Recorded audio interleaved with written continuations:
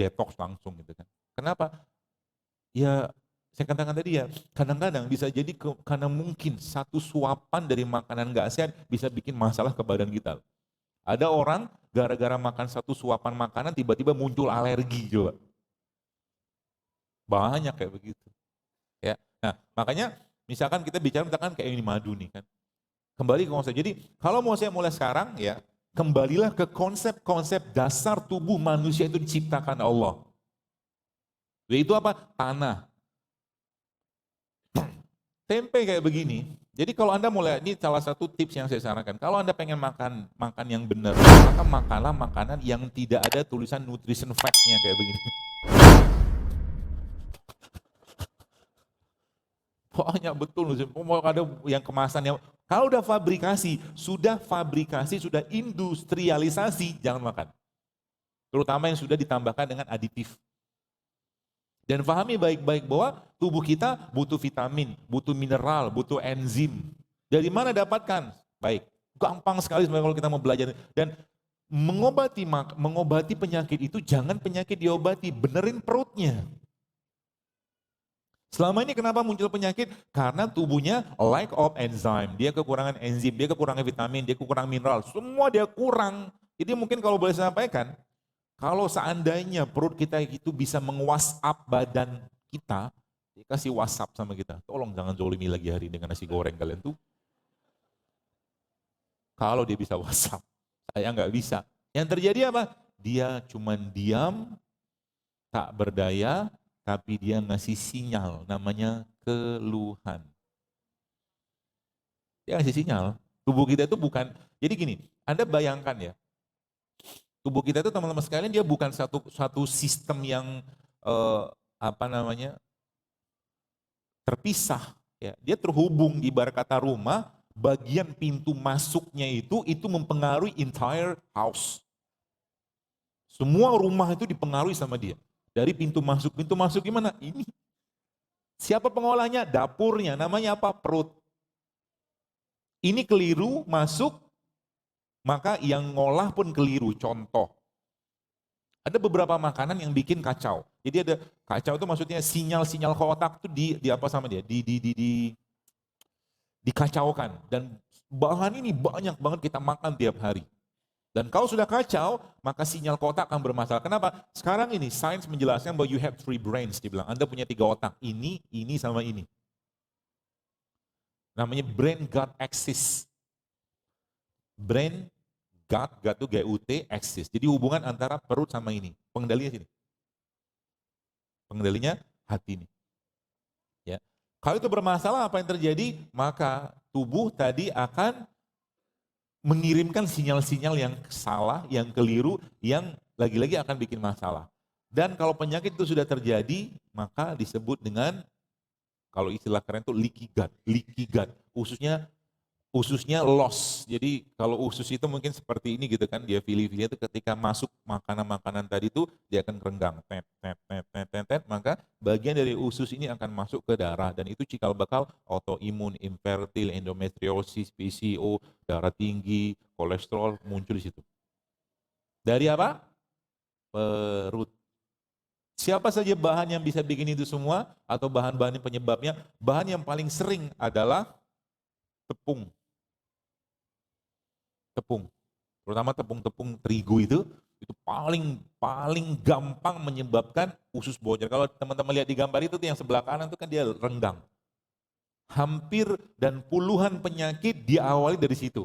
Dan menariknya, saya temukan banyak orang-orang subhanallah ketika mereka memperbaiki isi perutnya, Masya Allah, tabarakallah itu luar biasa loh. Luar biasanya apa? Ternyata orang-orang yang karena autoimun itu ketika perutnya diperbaiki, keluhannya pun hilang.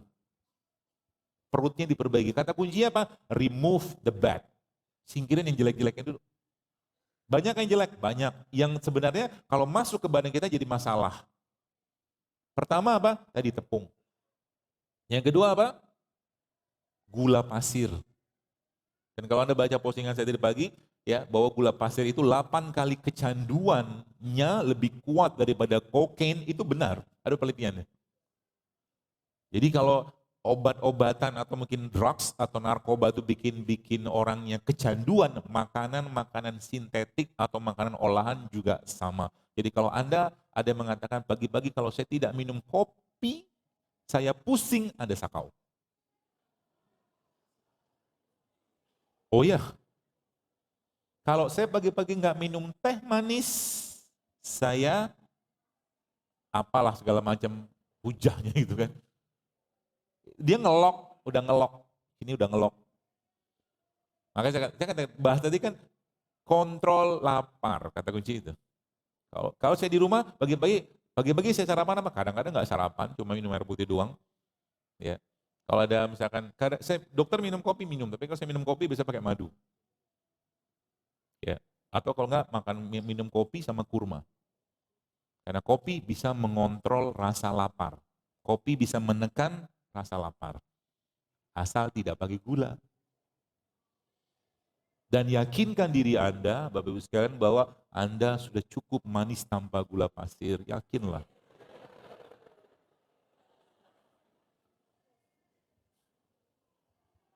Udah dua kan? Gula, kemudian tepung. Yang ketiga apa? Nasi putih. Nasi putih. Kenapa saya lebih suka membatasi? Karena memang kalau dikasih dispensasi, boleh nggak makan nasi putih? Boleh. 1 sendok makan. Jadi kalau lagi makan nanti nasi putihnya 1 sendok. Kemarin saya mengajarin cara makan coto Makassar. Teman-teman Makassar semua. Gimana dok? Ini cara makan coto Makassar yang sehat, saya bilang. Cara gimana? Kalau Anda makan coto kan biasanya coto itu kan di restoran itu kan ada jeruk nipis. Ya kan? Kalau mangkok gede itu kan. Terus minta air hangat, air putih 3 gelas. Nanti jeruk nipisnya diperes ke gelasnya tadi itu kan, ke air tadi. Minum. Habis minum gelas yang pertama, minum gelas yang kedua. Gelas yang kedua habis, gelas ketiga. Habis gelas yang ketiga kemana? Pulang. Gitu.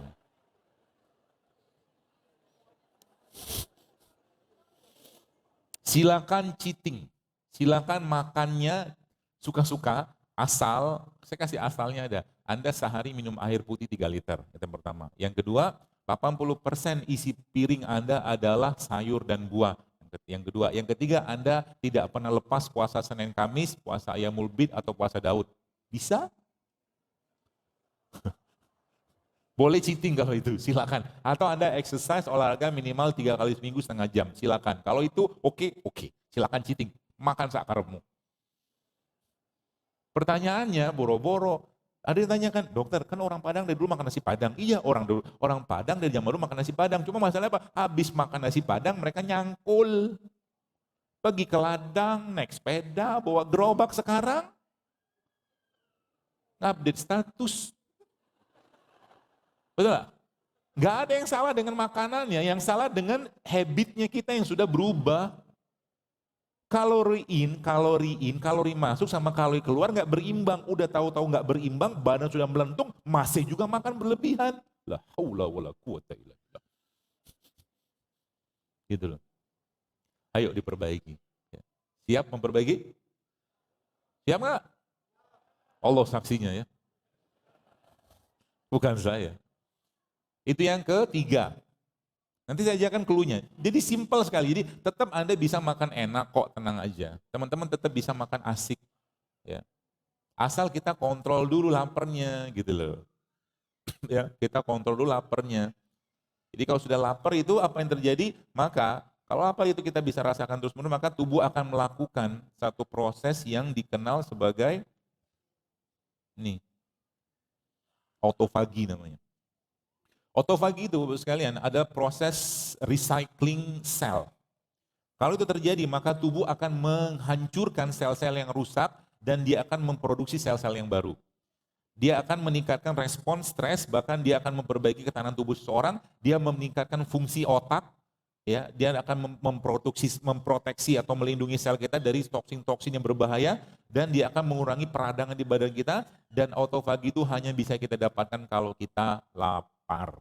Maka kalau lagi lapar, jangan langsung makan, tunggu dulu sebentar. Ya, tunggu dulu sebentar.